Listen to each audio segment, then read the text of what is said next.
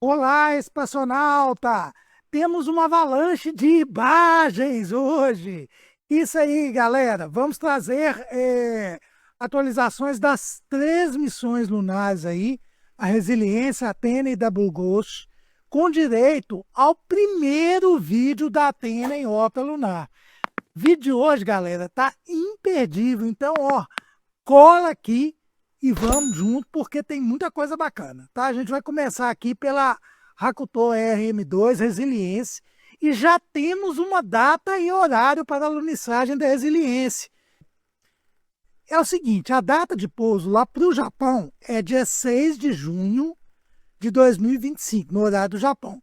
No horário aqui nosso, universal, horário de Brasília, também é 5 de junho de 2025, tá certo? Horário do pouso para a gente aqui, não vou falar do Japão não, porque vocês não estão no Japão, e também se tiver a transmissão vai sair daqui. Então, né?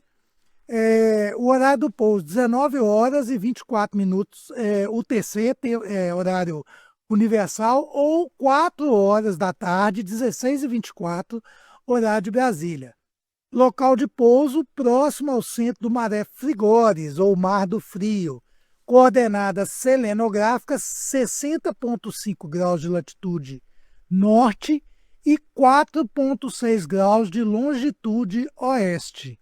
A data e horário estão sujeitas a alterações dependendo das condições operacionais. De acordo com nota divulgada hoje aí pela Ispace, que diz o seguinte: próxima parada, Lua. O anúncio foi feito aí pelo Takeshi Hakamada, fundador e CEO da Ispace, nosso velho amigo aqui, né? Em uma coletiva de imprensa realizada em frente ao Centro de Controle da Missão Hakuto-R, em Nihonbashi, Tóquio, no Japão. Bom, é o seguinte, gente, caso aí as condições lá mudem, eles achem mais complicado, existem 3 locais de pouso alternativo que estão sendo considerados, com diferentes datas e horários de pouso para cada um.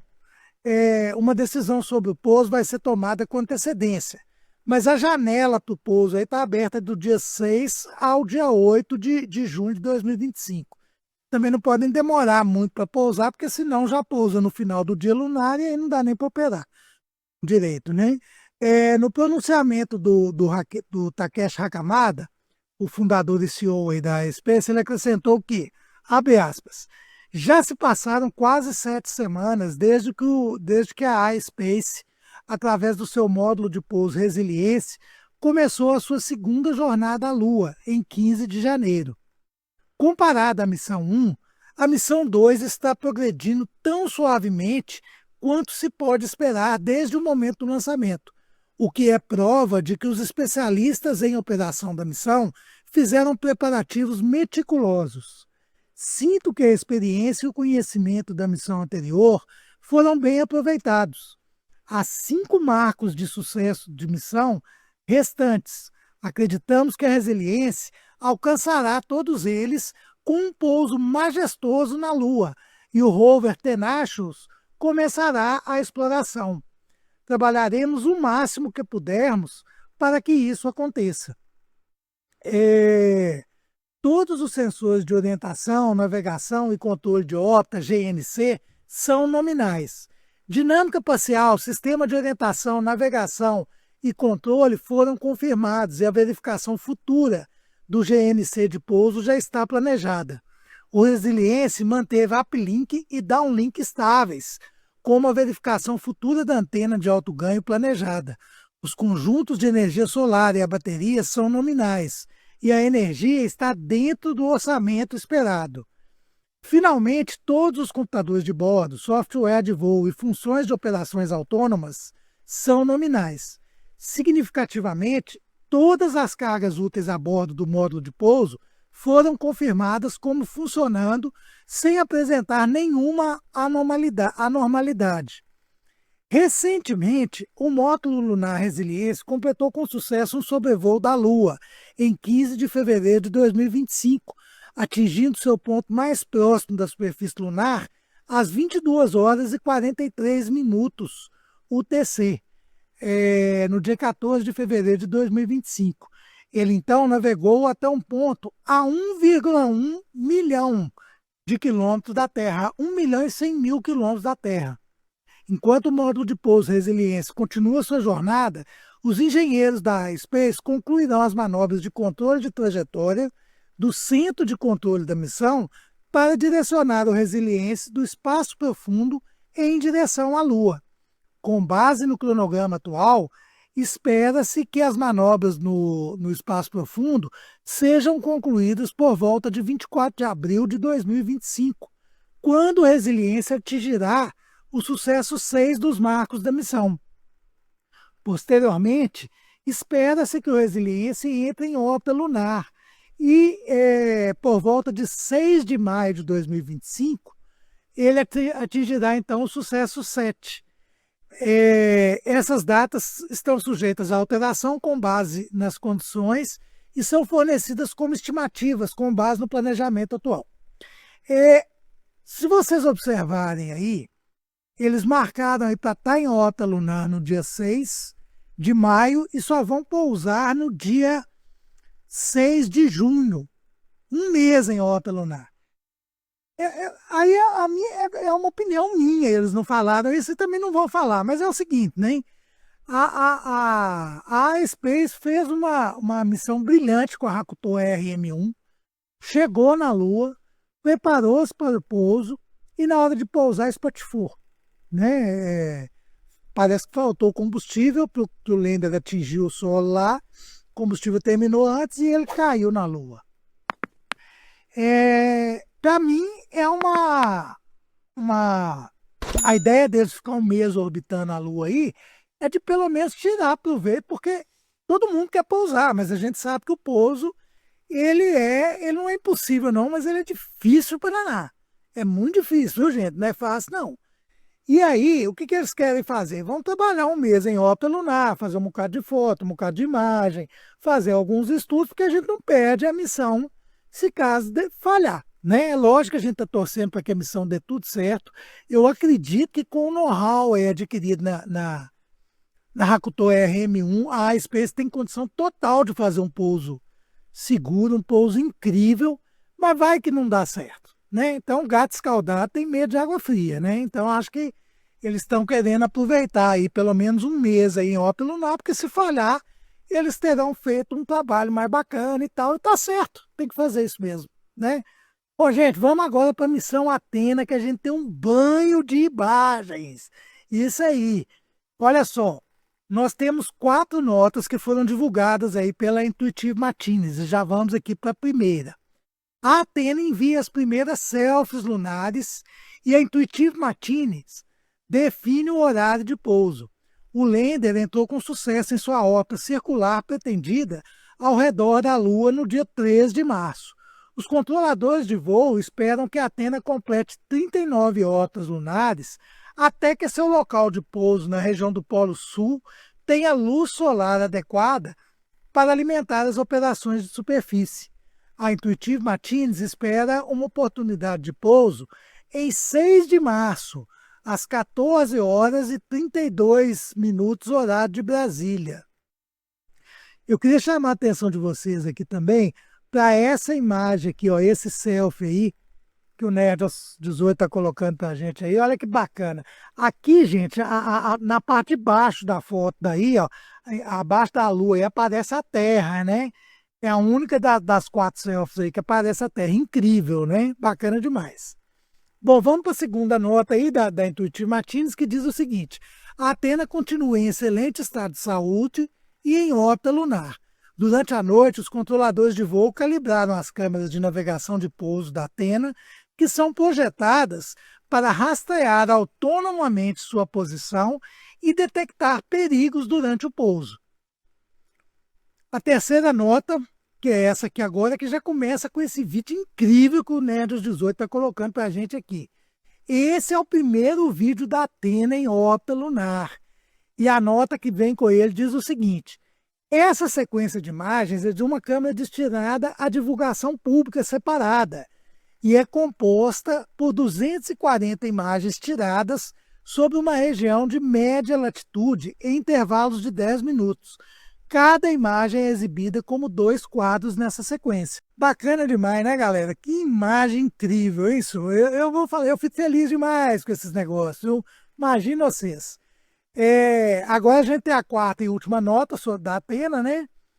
Coloca aí para nós, para a gente aí, né, dos 18. Coloca aí outro vídeo que a gente quer imagens, viu? Está querendo imagens. Aqui é o seguinte, eles colocam na nota, para referência, a Athena capturou essa sequência de imagens na região do Polo Sul Lunar, próximo ao seu local de pouso pretendido, o Mons Mountain, um dos locais de pouso designados pela NASA para humanos na campanha Artemis. Gente, bacana demais, né? Missão, 3 missões lunares ao mesmo tempo, a gente fica louco, né? Então vamos, não acabou não, nós falamos de 2, eu falei que tem 3, não é mesmo? Vocês sabem que tem 3, então agora a gente vai para a nossa terceira missão lunar, a BlueGhost da Firefly. Vocês lembram que ontem eu mostrei para vocês aqui, essa imagem aqui, ó, que o Davi colocou para a gente aqui agora, essa imagem aqui incrível, do Sol nascendo lá no local de pouso da BlueGhost. Bacana demais, essa imagem é show de bola, eu adorei ela, né?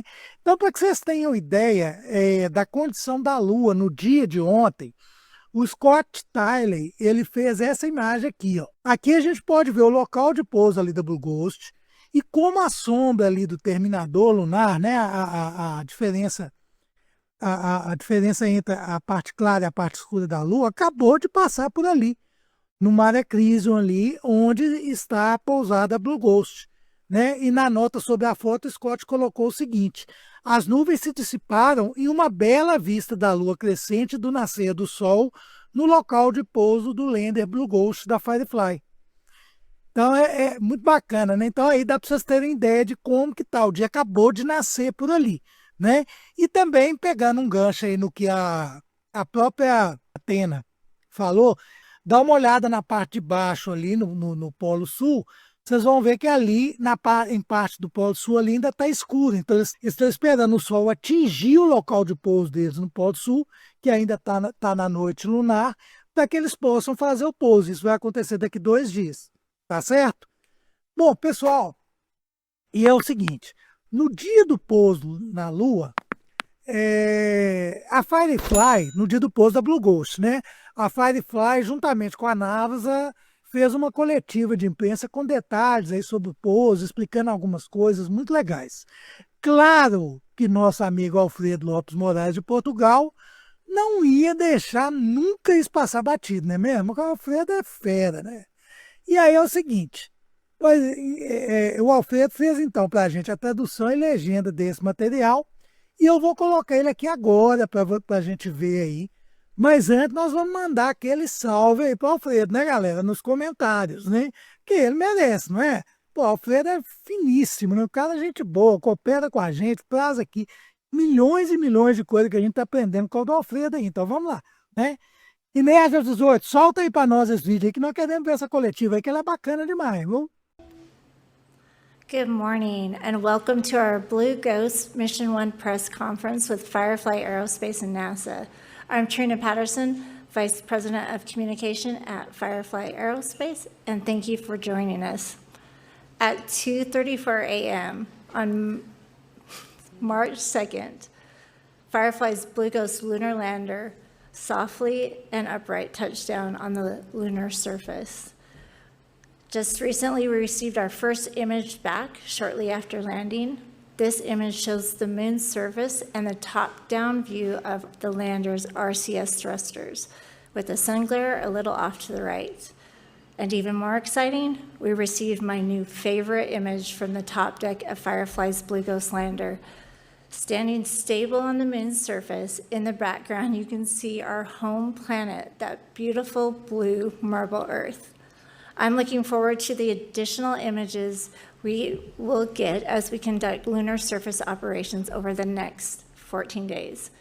Joining us to provide insight on this historic milestone and answer questions are Jason Kim, CEO of Firefly Aerospace, Vanessa Weish, Acting Associate Administrator for NASA, Ray Allensworth, Spacecraft Program Director at Firefly Aerospace, Dr. Nikki Fox, Associate Administrator for NASA's Science Mission Directorate, and Dr. Joel Kearns, Deputy Associate Administrator for Exploration in NASA's Science Mission Directorate. We will start this morning's press conference with some initial remarks from each of our briefers before opening it up for questions. We'll begin taking questions in the room as well as on the phone bridge. If you have joined via the phone, please press *1 to have your names added to the queue to ask questions. We will now begin with the opening comments from Jason Kim. Thanks, Trina. Well, how about them Fireflies? First of all, I just wanted to thank the White House administration and NASA for entrusting in Firefly for these lunar lander missions and the BlueGhost mission today. I think this CLPS program, the Commercial Lunar Payload Services Program, started in 2018, and we began work, and this initiative really helped Firefly evolve from a rocket company to an end-to-end responsive space company that does launch, land, and orbit, and we're going to continue doing those missions. This next 14 days is going to be really challenging, and we're going to work to provide all the science data from all 10 CLPS payloads. But I'm confident that the team will get through it, and this is positioning Firefly to continue to provide value to the cislunar economy. I also want to thank those that came before us. Eugene Cerna in particular, he was the last person on the moon to see the lunar horizon glow, and that's something that we'll capture in high definition towards the end of our mission. But I even saw Buzz Aldrin on X looking at the TV screen and looking at all the pads turning green, and so he was rooting for us, so that's pretty amazing. And then all the other former CLPS missions that gone before us, we learned from them, a lot of lessons learned from them, and other commercial companies too. So we're all in this together. We want to make sure that there's more and more of these missions to the moon, and anything's possible. These are scalable missions to Mars as well. And then there's the stakeholders and mission partners and investors and friends and family. They were here with us today. They stuck with us with Firefly through the ups and downs, through great successes. They've always been there for us, like today. They've always been there to pick us up during setbacks as well, and just really appreciate all the love and care they've given to us, and builds confidence in our team. And then finally, our Fireflies, all 750 of them. They contributed to this mission success today. All the design work, the sacrifice in time and energy, away from home, away from their families and friends, to make sure those designs were great, make sure they were qualifying the design and system, make sure they were testing it and simulating it. It was muscle memory today. They were calm and collective. They really could have gotten excited at any moment, but they waited to the very end, like a very well-oiled, disciplined team. And to raise credit for leading that team through thick and thin. And so I'm just so proud of them, and just proves to me that they're unstoppable. And you're going to see more, because this is just the beginning. There's going to be more lunar landers annually, maybe even more a year.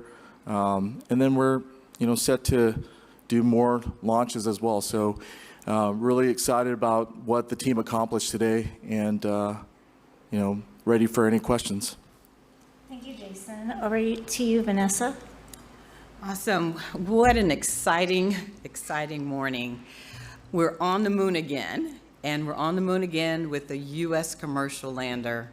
And I want to congratulate Firefly for a phenomenal landing. We're very proud of the Firefly teams and the NASA teams that contributed to this morning's achievement. It was just awesome. As was mentioned, NASA's Commercial Lunar Payload Services, which we call CLPS, is part of NASA's Moon to Mars approach. And it is led by our Science Mission Directorate, and I'm very thankful for the leadership of Nikki Fox and Joel Kearns on this particular program and project. Under Artemis, NASA will plan to study more of the moon than ever before. And as a part of Artemis, this CLIPS model helps by investing in commercial delivery services to the moon, and it supports our long-term learning. This type of arrangement benefits both NASA and the partner. So we're sending our science experiments, and I know that Nikki and Joel will talk about the phenomenal number of experiments that we are achieving on this particular mission, more than we have before. But NASA is continuing to invest in commercial capabilities, and the way that this is going to work is that we'll be able to leverage both. Firefly is a prime example of how NASA is leveraging the entrepreneurial spirit and innovation in the American commercial space industry. CLIPS is opening the doors to scientific discoveries, technological breakthroughs, and other achievements. And we will explore the moon. We're going to learn, and what we're going to learn there will allow us to then go forward to Mars. So I'm looking forward to the continued missions that we have. We have another one, as was mentioned, later on this week. It's just amazing that we're able to do all of this in such a short time period. 2018 was the beginning, and look at us now. Thank you. Thank you, Vanessa. And up next, we will hear from Nikki. Yeah, thank you so much. Good morning, everybody. Yes, it really is an amazing day. We're so proud of all of the teams and all of the people that achieved this incredible landing today. As Vanessa said, it really does open up a whole new way for us to get more science to space and to the moon through our CLIPS program, and we're really proud of all of our CLIPS providers. They actually have formed a really great supportive community where each of the teams kind of helping one another out. I do want to give a lot of credit, obviously, to the Fireflies. They really are amazing. I had the pleasure of being able to visit with them last year, and actually I got to see BlueGhost, which was very exciting, and also the plans for BlueGhost 2 as well. And I'm also really proud of the incredible team at NASA Science in the CLIPS program, led by Joel Kearns, but each and every one of our incredible CLIPS team just there supporting and ensuring that we have success with our missions. We are happy we are starting to hit our cadence. You've heard we started in 2018 with the goal of having 2 missions selected each year and 2 missions landing each year. And so we are now sort of hitting the cadence that we really want to do to be able to get all of these precious payloads up to the moon. Some of the exciting things on this one, I'll take a couple of them and then I'll let Joel give his favorites. But for me, it's all about the regolith. We have an instrument on there that is going to actually look at how the regolith kicked up, what kind of plume it made as that lander came down, which is so important as we start landing more and more things and we start to set up that sustained presence on the moon. We need to understand when one lands next to you, what it does to your scientific equipment. We also have an instrument on there that's kind of characterizing the dust, finding out like how sticky it is, how tacky it is, and the real characteristics of that. And then Janet Petro's favorite one, because it comes from Kennedy Space Center, is the an electronic dust shield that is actually looking, if you flow a current through there, if you can actually displace the regolith or the dust that's built up, which is so important. We saw that during the Apollo days. But today we're just super, super proud of Firefly. Thank you very much for the beautiful journey to the moon, and really looking forward to the next 14 days of amazing NASA science. So thanks so much. Thank you, Nikki. And up next we have Ray. And Ray, when you give us your remarks, can you tell the audience why we did not stream it live? We're getting a lot of questions about that. Yeah, I can speak to that. So I just wanted to echo a few things that some folks have said. I really want to say thank you to all of our console operators, all the technicians, all the support staff that made BlueGhost what it was, and everyone helped us get to where we are and what we just achieved. As Nikki talked about just now, we have a lot of really exciting payloads on board, and we're immediately moving into those payload operations. So we confirm the status of the lander. We've safely, softly, and upright touch down in Mare Crisium, and there's no break for those console operators. We've already begun moving into surface commissioning and getting started on those payload operations. So, we landed at the very beginning of the lunar day, and we really want to maximize that entire time on the surface and really get as much payload data as back as possible for all of our customers. And then, so Trina asked a little bit, why didn't we live stream it? So we really want to dedicate all of our data, all of that kind of the data, the link from our antennas, our ground stations, to getting really strong telemetry. So that was really our primary focus. There were a lot of operations happening during landing, and so even though you might have the camera capability to do 4K and live streaming, it's not always the most practical thing to do in the moment. But there were, like I said, a lot of ops. There were also payloads operating during descent. One of those payloads Nikki just talked about, so Scalps was operating, and so now we're gonna work on deploying our antenna, getting that X-band operating, and getting all that data down. So hopefully we'll be able to share that with y'all very quickly. Thank you, Ray. And last but not least, let's kick it over to Dr. Joel Kearns. Well, thanks for being here. First, I want to thank and congratulate Firefly and remind you that this is Firefly's mission to the moon, which under CLIPS, NASA has contracted to bring our 10 scientific and technology instruments to the surface, have Firefly operate it, and bring the data back to Earth. Science and the pursuit of scientific questions really does enable exploration robotically, and also exploration by our human explorers, which we'll see on the moon soon. And the more we explore, the more questions we uncover for science, because the more we learn about the space frontier. Nikki talked about a few of the scientific investigations. First, I have to say I don't have a favorite. I love all 10 of them the same. We do have some interesting investigations having to do with drilling into the surface of the moon to make scientific measurements, to deploy instruments that'll take physical measurements around the landing site, and also to manipulate the regolith under the lander. These are all things that are useful in their own right, will help answer questions about the nature of the lunar surface, but are also, in a way, technical achievements that will let us go off and prepare future experiments that'll either be done by CLIPS or they'll be done by Artemis Human Landing System flight crews. I also want to point out that what Firefly demonstrated today, I think they made look easy, but it's incredibly difficult. This is an incredibly challenging technical feat to pull off, to land anything on the surface of the moon. And what you saw today is an existence proof that the model that NASA has been pursuing since 2018 is possible to be successful.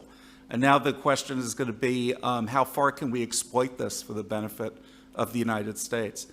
What I will do is I will close again with, I really give the great thank you and congratulations to Firefly Aerospace, which has really helped today open up further the space frontier for the United States and our allies.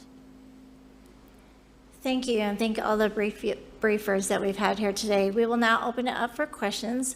Please just ask one question. If we have time for another, we will go into the queue for the other. When asking your question, please state your name and affiliation and who the question is directed to.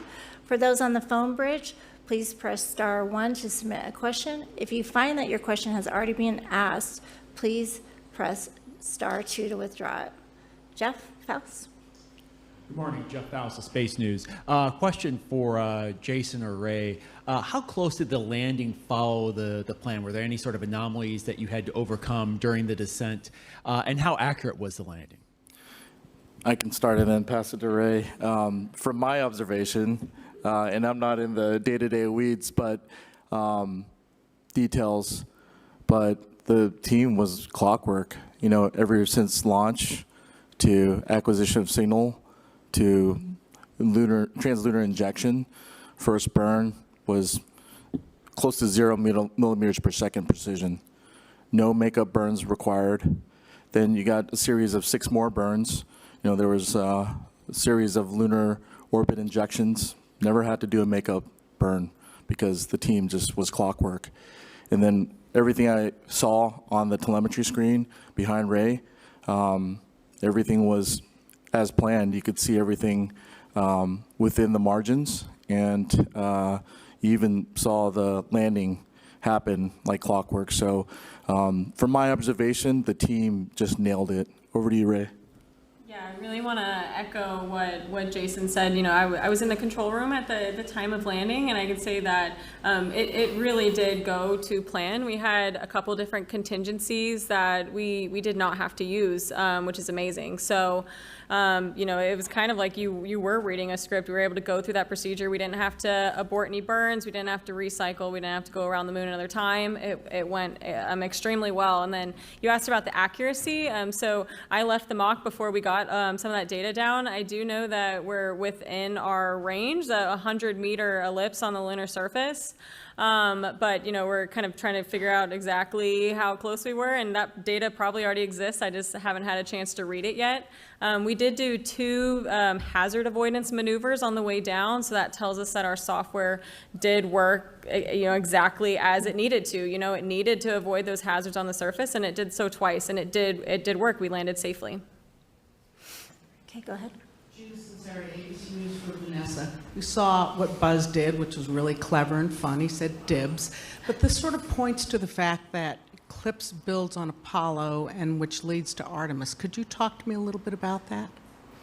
Yeah, so for us, and I want to thank Jason for talking about the history and the fact that we're building and we're learning.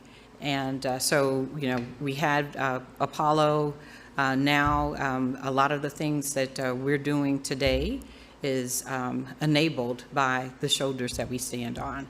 And so now with Eclipse being the robotic missions, I know that some of our engineers are now having the opportunity to participate as well on the Eclipse missions. And then that's helping them as we prepare for going with the human missions to the moon. But Eclipse is the beginning of Artemis because it is robotics. And then when we go to the moon this time, we will have both robotics and human missions going on at the same time. And that's really what we're trying to do. And doing it with, you know, government-led programs, commercially-led programs, international programs, all being on the surface at the same time. Okay, let's take one more from the room, and then we'll take one from the phone. Go ahead. Okay. I'm Caroline. I'm with the Austin American Statesman. I wanted to ask Jason or Ray just a little bit about Texas as a whole and what it means for you guys to have your company here based in Texas and to be building it here in the state. Ray, I'll get started and then pass it to you. I grew up in Dallas, and it's incredible to watch, you know, from an early age, you know, what NASA has done for this country and for the world. I watched the shuttle programs. I saw the science. I didn't really get when I was little how NASA impacted the whole world, but it does. You know, later on in life, I've realized there's just game-changing technology that came from NASA. And, you know, having a couple of lunar lander companies that are within a week of landing on the moon from each other. We're the first ones to do it this week, but there's another, you know, our friends in Intuitive Machines that are about to land, and we're rooting for them. That's incredible. That just shows you a proof point that Texas is the capital of lunar landers right now. And, you know, we're going to continue doing second and third missions. Intuitive Machines has a few more, and we have a few more. And then you got the Texas State Commission that's giving out hard-earned grants to these kind of companies. Intuitive Machines received one, and so did Firefly. And we're going to use those funds, those hard-earned funds, towards expanding our lunar lander production line. And it just shows that, you know, Texas is committed to space and to NASA. You know, there's a long history of Johnson Space Center. And we're just proud to be a Texas company, making Texas proud, making America proud. So over to you, Ray. Yeah, I think one thing that I really am proud of is, you know, I know when I graduated college, you know, if I wanted to work in the aerospace business, my options were really to kind of go to the coasts or go to other states. There wasn't a lot of opportunities, especially in small companies, startups, that kind of environment. And so, to have companies like Firefly, to have companies like IM starting up so that, the places that you were born and you were raised and you went to school and like you get to stay here and you also get to work on these like phenomenal programs. And that's really true for a lot of people that work at Firefly, whether you're an engineer or a technician or, you work on our facility staff, you're able to live and work where you grew up. And I think that's really important. And NASA's really enabled a lot of that growth with these companies. And, you've seen what we can accomplish from that. Okay, operator, we'll take one from the phone. Our first question comes from Marcia Dunn with the Associated Press. Your line is open. Just wanting to confirm that indeed the lander is within the 100-meter zone that was targeted pre-launch. Are you within those 100 meters for sure? It was unclear to me. And the hazards that were being avoided, were those boulders? Do you know? Thanks.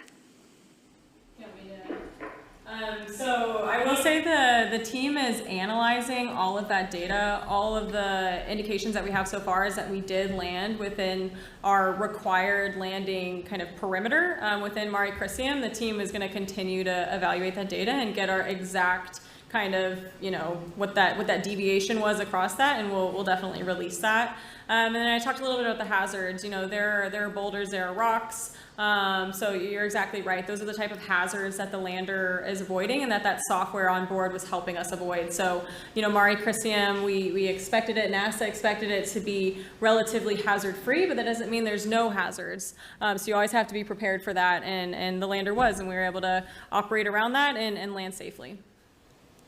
Thank you, Ray. We'll take another one from the phone. Our next question comes from Bill Harwood with CBS News. Yeah, hi, Bill Harwood, CBS for Ray again. Ray, you guys carried out countless simulations of every kind of anomaly I guess you guys could imagine going into this flight. Did you imagine in your wildest dreams that you guys would pull off this landing in the fashion that you did with no apparent anomalies, or at least that we know of anyway? Did you really think it would come like this, or were you expecting to have to deal with things? Thanks. 100% blind confidence in the team. There's no space for the negative thoughts, but we're always prepared. We did, I think, over 60 official mission simulations, and like you mentioned, you do nominal scenarios, you do off nominal, you pick all sorts of wacky things. I know we did a mission sim one time where it was like, it's a little meteor, like a little, FOD in space hit the spacecraft and took out a solar panel. You kind of make up all these scenarios and you run through them. And it's really to make sure that when the team's actually operating like they did tonight, that there's nothing that can surprise them. So, I always had full faith in this team. We've been working so hard, but not just hard, but smart.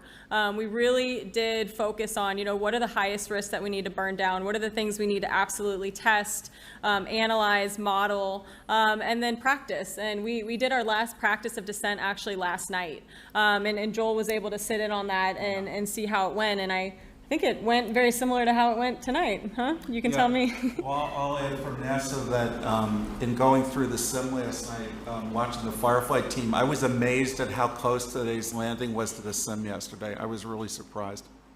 Really impressive. Thank you. We'll take one more from the phone, and then we'll come back to the room. Our next question comes from Will Robinson-Smith with Space Flight Now. Your line is open. Hi, thanks for talking with us this morning. Congratulations again. Question for Ray and Joel, I suppose. Can you outline the rough timeline for bringing the NASA payloads on board, commissioning those beyond the ones that obviously were in use during the landing sequence? Thanks. You want me to start? Absolutely. So the team is going to roll immediately into payload commissioning. Once we confirm that the lander is safely on the lunar surface, there's a couple of parallel activities that'll take place.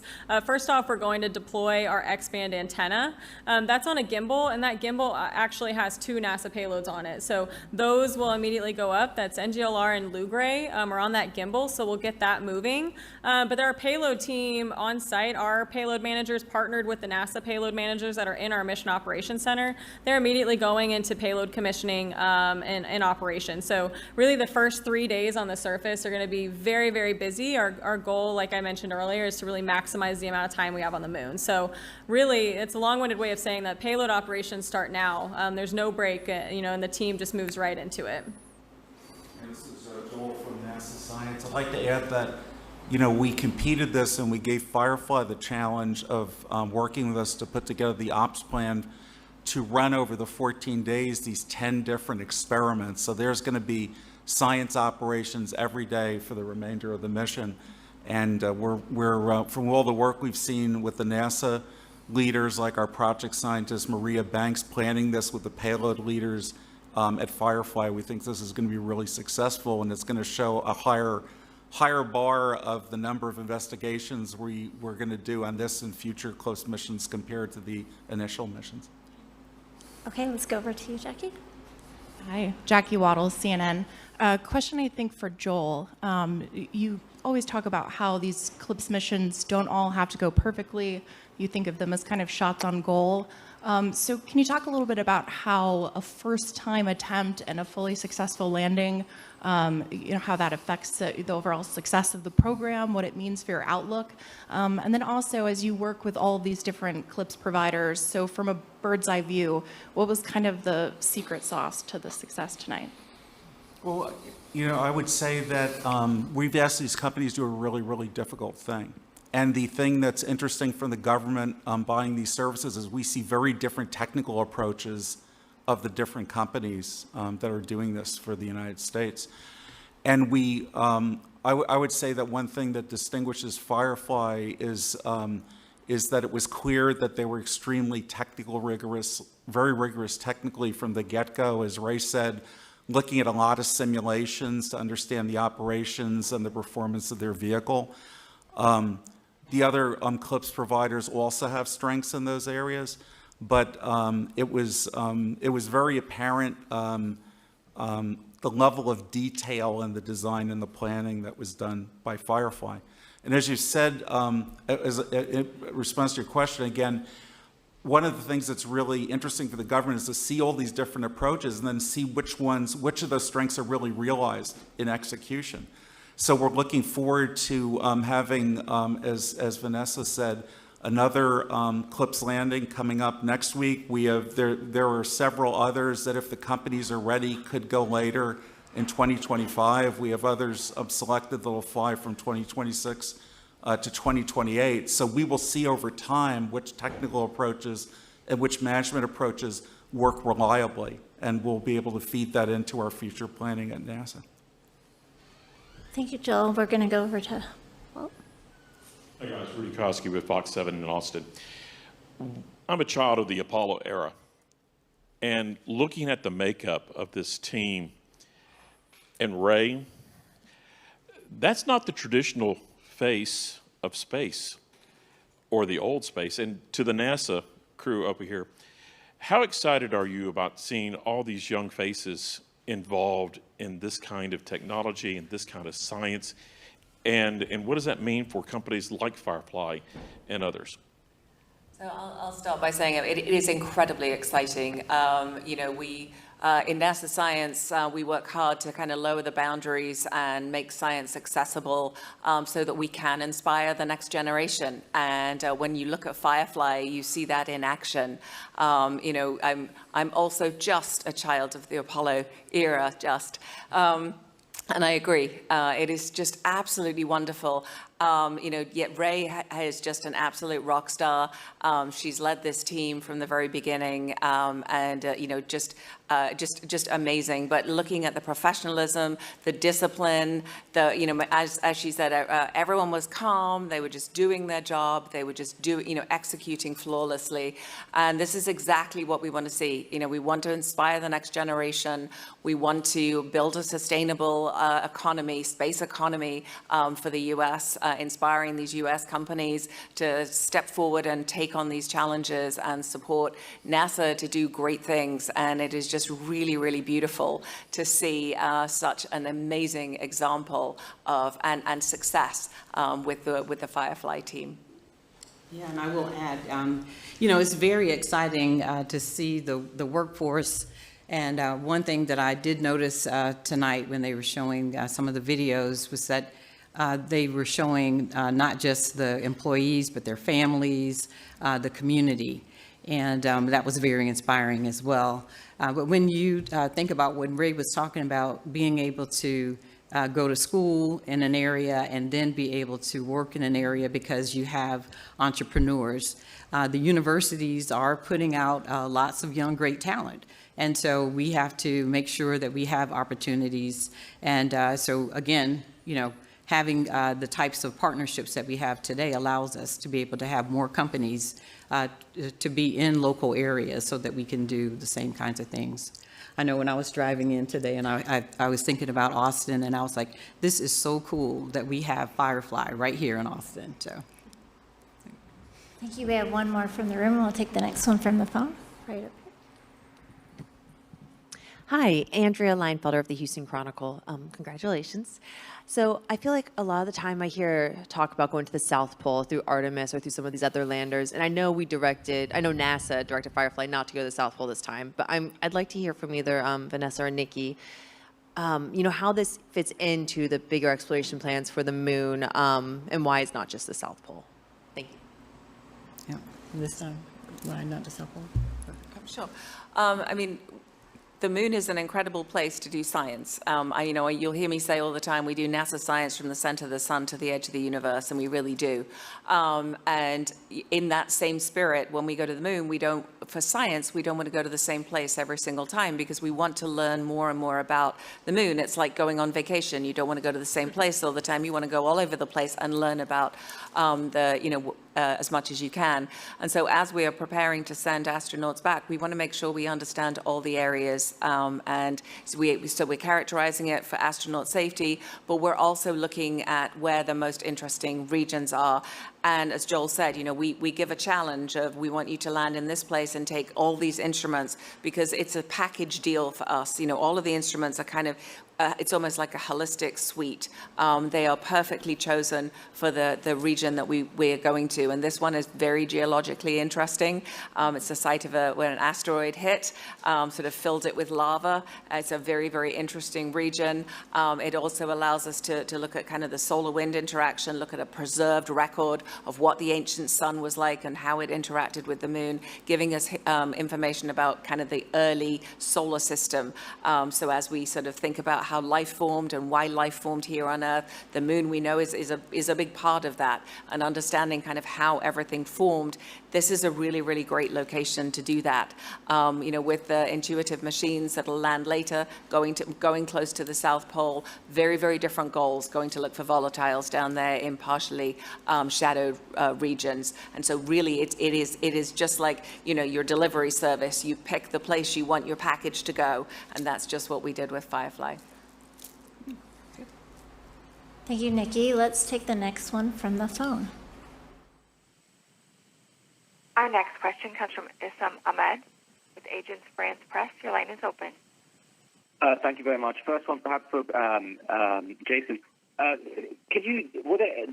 Congratulations on the first upright landing. Did you take any lessons away from the IM-1 mission, which landed sideways, and how much do you sort of credit the fact that your vehicle has a very low center of gravity for the success? And perhaps one for Nikki Foxfire, if I may.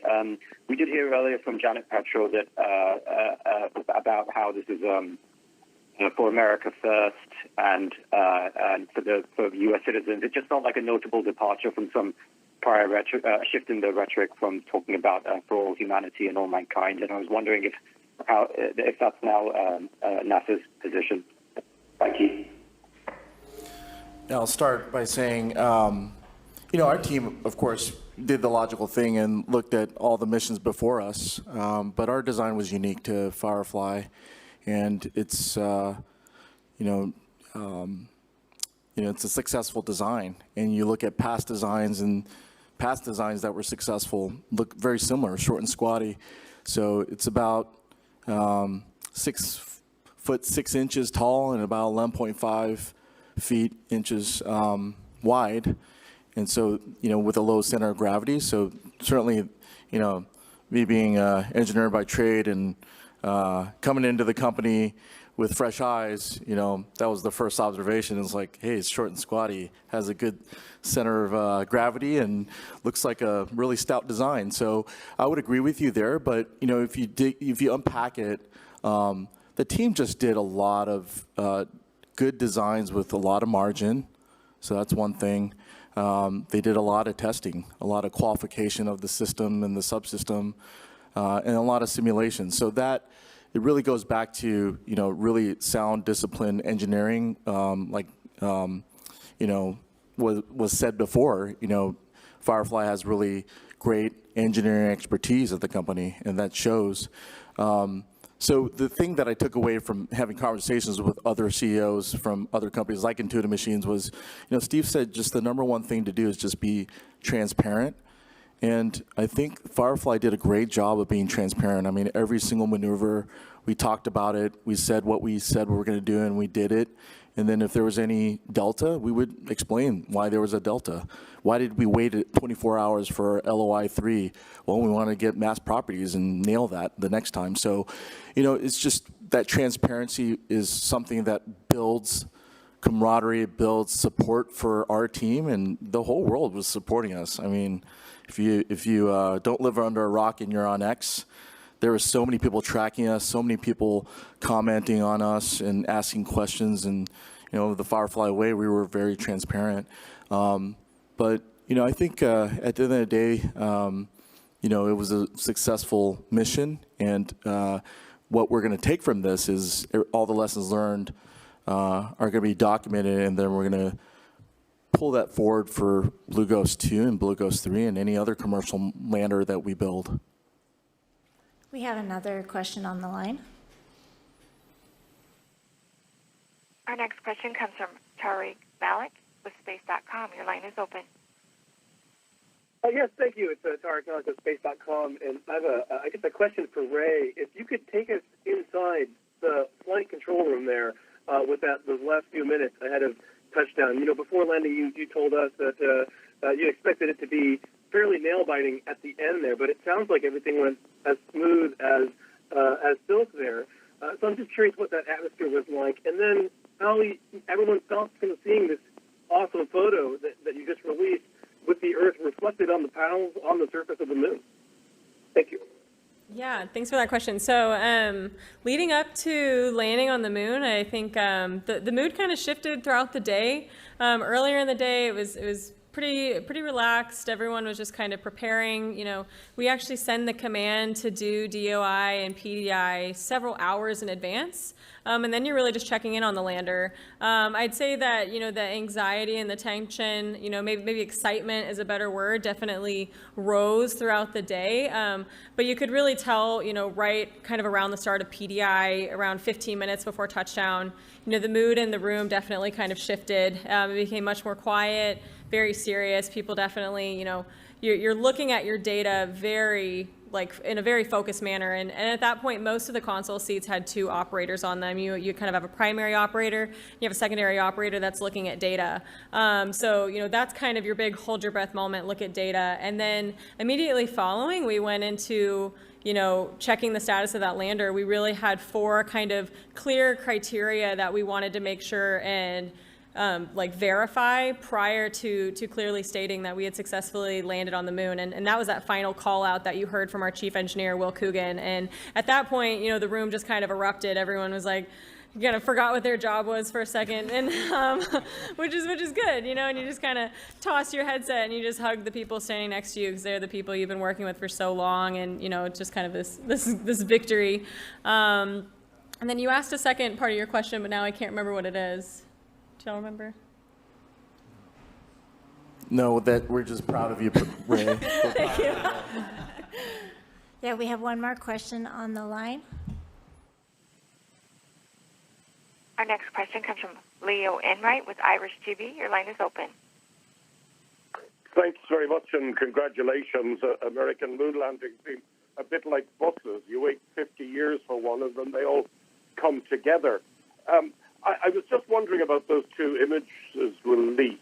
I noticed that Bochum Observatory in Germany doesn't appear yet to be seeing X-band. So I assume those were low-res on the S-band, and I'm just wondering, when will we see higher-res images, and will we get a 360 pan? Yeah, I can start, and then if Jason, you have anything to add. So you're absolutely correct. The first images that came down were from our S-band, so we do consider those lower resolution. We are presently, in parallel with getting those payloads up and running, we are deploying our antenna that's on that top deck. That X-band antenna sits on a gimbal. And it moves very slowly and in a very precise manner. So we expect that gimbal to take several hours to fully deploy, and then we will be able to get a lot more data and a lot more high resolution. So you're absolutely right. Those are things that will come in the coming hours, and we're hoping that early. Today, I forgot what day it is, but in a few hours we'll have those higher resolution images and video for everyone. I just wanted to pop in because there was a question, and we cut it off before I had a chance to answer it, which was about the America First question. And I just wanted to say, we are very, very proud of our CLIPS program. It was started in 2018. The idea of the CLIPS program is to build a sustainable space economy with U.S. businesses, and so that has not changed at all. We're extremely, extremely proud of the work that our U.S. Commercial companies are doing in partnership with NASA. When we talk about Artemis, we are going back as a global community. That is why we have the Artemis Accords. And so, we encourage all of our partners, the U.S. partners and allies, but together with NASA and with our U.S. companies, we are going to lead the world as NASA does and continue to inspire moving forward, doing great science, doing great exploration together. Do we have any more questions in the room? I think we have one more on the phone. Our next question comes from Will Robinson-Smith with Spaceflight Now. Your line is open. Yes, hi. Thanks for allowing one more question. Question, I guess, for Ray or Joel again. The BlueGhost Lunar Lander will operate for a few hours into the lunar night. What are the final payload operations that are going to be conducted during those final hours, and based on the health of the lander and the success of the mission so far, about how far into the night are you expecting to go? Thanks. Yeah, so as a baseline, we plan on operating 5 hours into the lunar night, but really our goal is going to be to capture as much data as possible into the lunar night. We're going to continue to operate the lander as long as our batteries have a state of charge and that we can continue to get data. There's a lot of really interesting phenomena that will happen, particularly at sunset, that we really want to make sure and capture. We've talked a lot about the regolith and this phenomena of it levitating off the surface. So we'll really utilize all of the cameras on board. We'll also partner with the SCALPS payload, which is a set of cameras on board to make sure that we get as much imagery and data back of that particular event.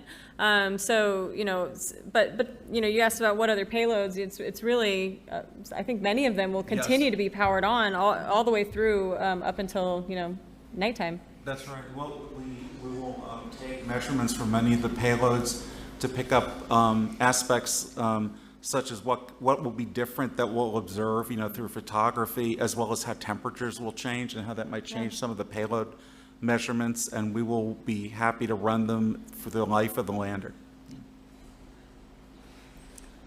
Well, that does it for all the questions today. Thank you for joining us. Thank you for your questions and staying with us on this journey throughout the night and being here with us today. Thank you to the briefers for being with us to talk about this historic BlueGhost mission and the NASA Commercial Lunar Payload Initiative. You can follow the latest mission updates on our Firefly website at fireflyspace.com. For the latest CLIPS updates, please follow nasa.gov/CLIPS. But before we leave, I want to leave you with one more incredible, breathtaking image from the moon. OMG. Wow. Beautiful. That's great. We're all in that picture.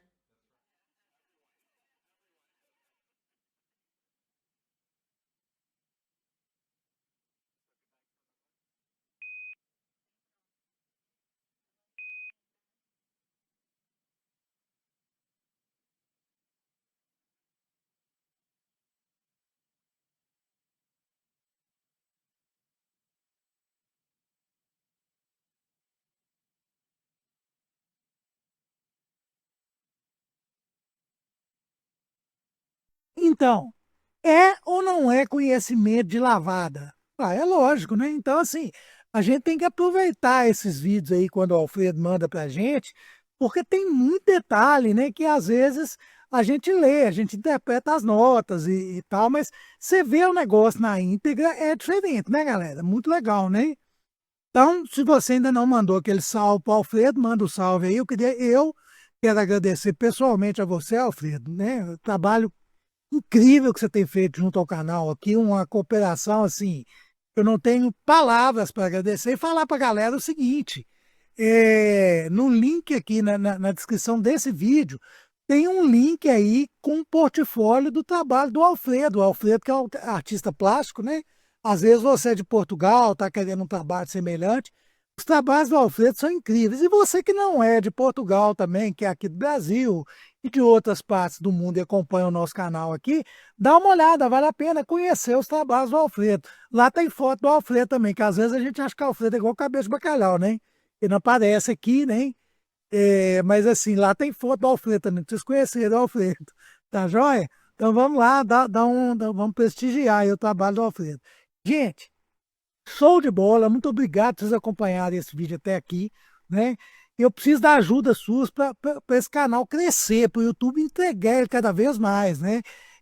O canal tem crescido muito nesses últimos dias aqui com essas missões lunares, muita gente se inscrevendo, chegando gente nova, mas é graças à ajuda de vocês. Por quê? Porque vocês curtem, compartilham, hypam o vídeo, não é? Comenta, inscreve, isso tudo é muito importante, gente. Isso tudo é muito importante.